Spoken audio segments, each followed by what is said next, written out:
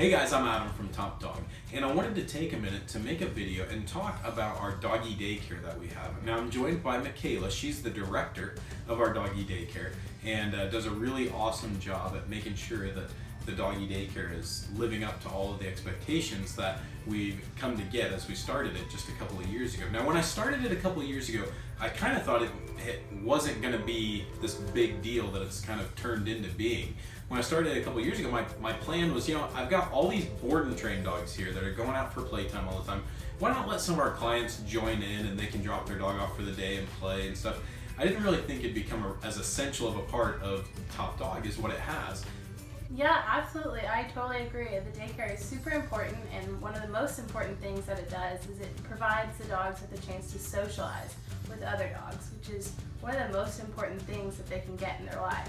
Because dogs that have issues of fear or aggression with other dogs, they're going to be influenced by the well-balanced group that we've created here, and it's going to help them to become a more well-balanced dog and more social and be able to spend time with other members of their species, which is really important for any social creature. Yeah, a common example that I kind of use is, even if you stuck me in my dream house, gave me all the things that I want the most in life, but I wasn't allowed to be in contact with any other human beings, I'd probably love it for the first 2 weeks and think it was awesome, but about 2 weeks in I'd probably say, man, I really want to go to my favorite restaurant, man, I really want to go out to the movies or whatever. We, as humans, we're social creatures. We want to see other humans, we want to be around other humans, and it's very rare that somebody is really such a recluse that they don't want that. The same is true of dogs. They want to be around other members of their species. Even if you have another dog or another 3 or 4 dogs in your house, it's fun for them to get out and be able to communicate, play, and socialize with other members of their species. They're social animals. I think that's evident, as you can see from any of our pictures or videos, or if you've ever been around a couple dogs that were playing themselves. Now, obviously, whenever you put groups of dogs together to socialize, lots of good things happen, but of course people sometimes are also worried about bad things happening, dogs getting into fights or things like that. So I want to share with you our 3 core structure, our 3 pillars that really make the doggy daycare successful for us and are the reason why we've never had any major injuries in doggy daycare. The first is that we have a structured environment. We keep everything very structured so the dogs, again, aren't just running rampant. We don't believe in doggy mosh pits here, so that's where the structure comes into play. Our second pillar is safety. We want to make sure that the dogs are having a fun time, but also a very safe time. And then the third I just mentioned is fun. So those are our 3 pillars: structured, safe, and fun. All those things combined are what really create a positive environment for the dogs to play in. Some of the ways that we make it structured is we put boundaries on the dogs when they're playing. We don't allow, humping or excessive barking or, grouping together and not keeping things moving and going and fun. And that we make the dogs wait at the doors, and so it just creates a structured environment that allows them to have the most fun possible. Yeah, I think one of the most important parts of all that is the fact that the dogs really know that, yes, they get to go out there and have a good time, but it's not where some dogs get into fights over who's the leader, who's the boss kind of thing, because we make it very clear through the structured activities that we're in charge. Like Michaela mentioned, making them wait at the door before they get to go out to play is such a simple and small thing, but again, what it does is it lets the dogs see that we are the ones that are running the show. And along with that structure and safety that's really important that we feel is the fact that the dogs are always monitored. We never leave the dogs unattended.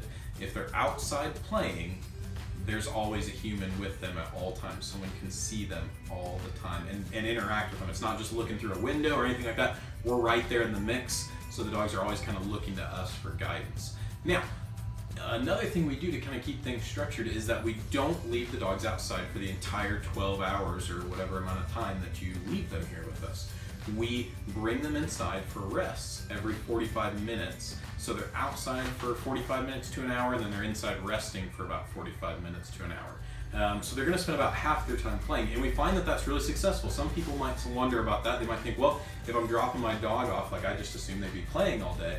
But what we found is that dogs, they get tired about halfway through the day, even very high energy dogs, and that starts to create more cranky environment and dogs that just don't have the right energy to be able to get along out in the group.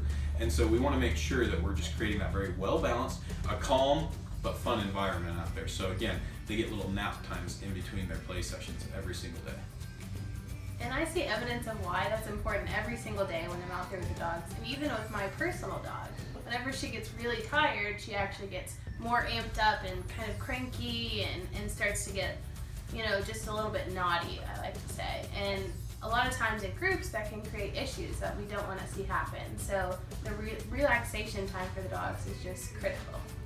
Now, for your first time joining Doggy Daycare, we do ask that you just call to set up an appointment for that. We like to have kind of an evaluation day and make sure that we've got plenty of time to really spend with your dog to help assimilate them into the group and make sure that they're comfortable in the group.